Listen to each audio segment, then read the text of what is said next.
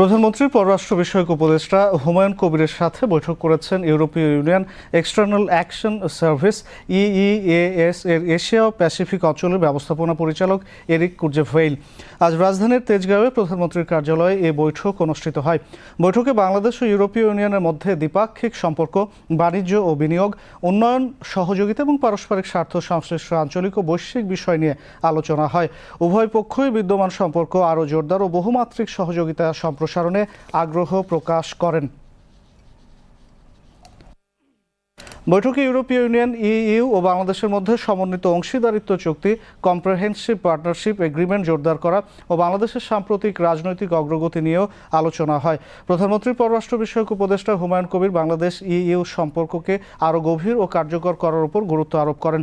ইউরোপীয় ইউনিয়নের পক্ষ থেকে বাংলাদেশের উন্নয়ন অগ্রগতির প্রশংসা করা হয় এবং ভবিষ্যতেও সহযোগিতা অব্যাহত রাখার আশ্বাস প্রদান করা হয়।